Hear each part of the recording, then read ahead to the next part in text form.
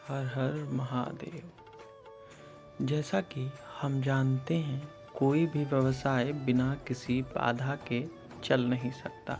कई बार इन बाधाओं का स्वरूप सामान्य ही रहता है, लेकिन कई बार यह बहुत बड़ा धारण कर लेती है, जो जातक को भारी हानि तथा अनेक समस्याएं दे जाती हैं। इसलिए कोई भी जातक यह प्रार्थना अवश्य करता है कि उसके व्यवसाय में किसी प्रकार की बाधा न आए। इसके उपरांत भी यदि आपको अनुभव होता है कि आपके व्यवसाय में अचानक ही बाधाएं आने लगी हैं और उन बाधाओं को समाप्त करने के लिए आप निम्न में से कोई भी उपाय कर लाभान्वित हो सकते हैं। यहाँ पर हम आपको कुछ ऐसे ही सरल उपाय बता रहे हैं जिसको करने से आपका व्यवसाय पहले वाली गति से भी तीव्र गति से चलने लगेगा।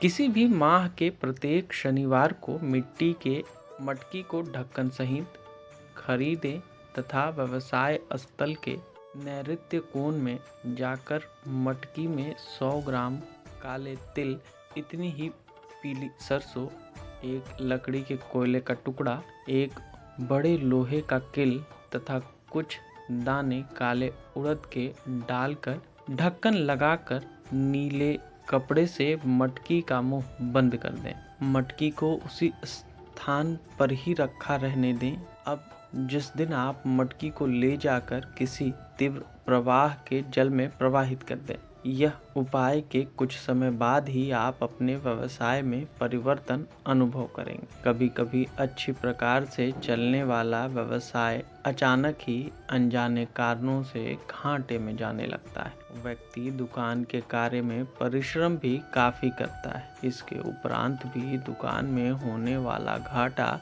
उसकी समझ से परे होता है। यह नज़र दोष के कारण भी संभव हो सकता है। यदि आपको लगता है कि आपके व्यवसाय पर किसी व्यक्ति ने कोई नज़र लगा दी है, जिस कारण से आपके व्यवसाय पर अशुभ प्रभाव पड़ रहा है, तो यह उपाय करें। किसी भी शुक्ल पक्ष की प्रथम तिथि से यह उपाय आरंभ करके नवमी तक करें। संध्या काल में किसी भी निर्जल स्थान पर जाएं और काली मिर्च एवं काली उड़द के 11-11 दाने लेकर अपने से 7 बार उसारें और मानसिक रूप से कली फट का उच्चारण करें। उसारने के बाद सारे दाने दक्षिण दिशा में फेंक दें और बिना उस दिशा में देखें वापस आ जाएं।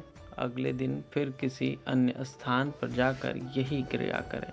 नवमी तक लगातार उपाय होने से ही आपका व्यवसाय पहले से ज्यादा तेज गति से चलने लगेगा। तीसरा उपाय, यह उपाय भी अत्यंत प्रभावशाली है। अमावस्या के दिन आप व्यवसाय स्थल के आग्नेय कोण में एक कंडे पर अग्नि रखें और उस पर 3 लाल मिर्च रखें।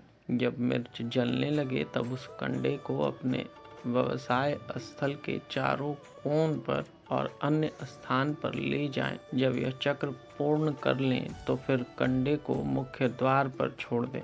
अगले दिन आप जब व्यवसाय स्थल पर आएं तो सर्वप्रथम मुख्य द्वार पर गंगा जल के कुछ छींटे दें। इस उपाय के बाद आपका व्यवसाय पूर्ण तरह से चलने लगेगा। यदि आप अपने व्यवसाय स्थल के मुख्य द्वार पर श्वेतार्क लगवा सकें तो आपके लिए अत्यंत शुभ होगा, क्योंकि जिस भी स्थान के मुख्य द्वार पर यह पौधा होता है, उस स्थान पर कभी भी कोई अभिचार कर्म अथवा कोई भी तांत्रिक क्रिया कार्य नहीं करती है। हमने अपने अनुभव में देखा है कि अच्छे चलते हुए व्यवसाय को शत्रु वर्ग की ओर से अथवा प्रतिद्वंदी किसी अभिचार कर्म से हानि देना चाहता है, हानि देने का प्रयास करता है। कभी कभी उनका यह प्रयास सफल भी हो जाता है। इससे जातक का व्यवसाय प्रभावित होता है और अनेक समस्याएं आने लगती हैं। इससे बचने का रास्ता यही होता है कि आप उपरोक्त उपाय अवश्य करें। यदि आपके व्यवसाय स्थल पर गुरुवार के दिन कोई साधु संत आते हैं और आप उन्हें भोजन अवश्य कराएं अथवा भोजन के नियमित धन राशि दें। कभी किसी वृद्ध का अपमान न करें।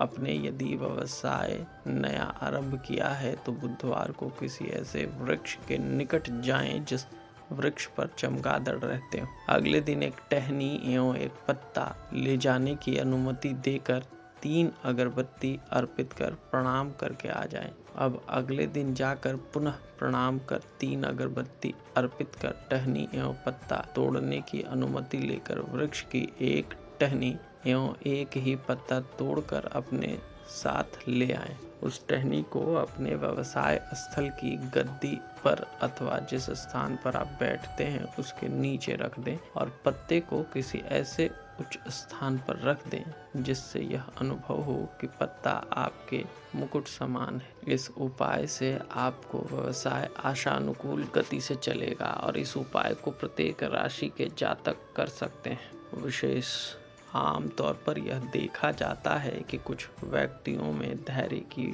बहुत कमी होती है। इस कारण वे जो भी कार्य करते हैं उसका फल शीघ्र प्राप्त कर लेना चाहते हैं।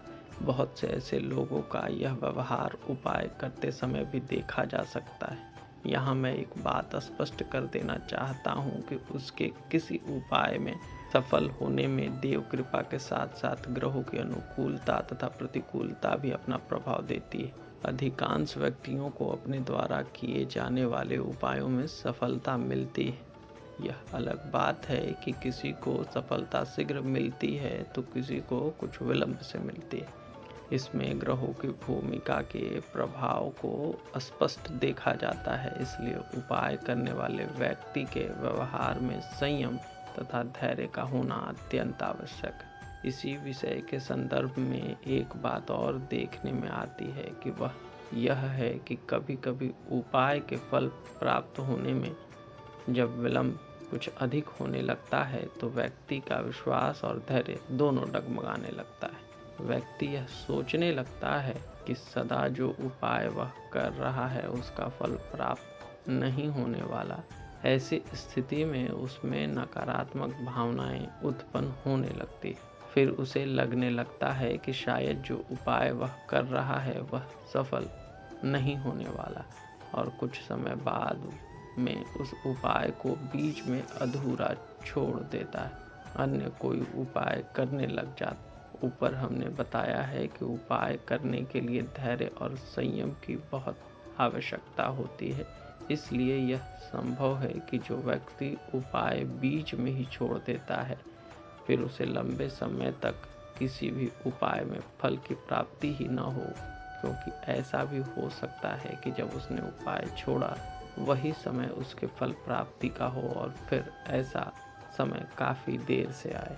उपाय करने वालों को एक बात हमेशा ध्यान में रखनी चाहिए कि हम एक याचक बनकर प्रभु से कुछ मांगते हैं, इसलिए ईश्वर हमें कब और कितना देता है यह उसकी इच्छा पर निर्भर। ईश्वर की इच्छा के विरोध में किसी भी प्रकार का विरोध प्रदर्शन उचित नहीं। इसलिए आपसे निवेदन है कि जब भी कोई उपाय करें तो हमेशा सकारात्मक सोच रखें और ईश्वर पर विश्वास रखें कि वह आपको इसका फल अवश्य देगा। एक महत्वपूर्ण बात यह है कि उपाय करने से पहले किसी अच्छे ज्योतिषी से अपनी कुंडली या ठीक से विश्लेषण करवा लें। ग्रह दशा के अनुसार उपाय किए जाएं तो ज़्यादा और कम समय में लाभ मिलने की संभावना बढ़ती है।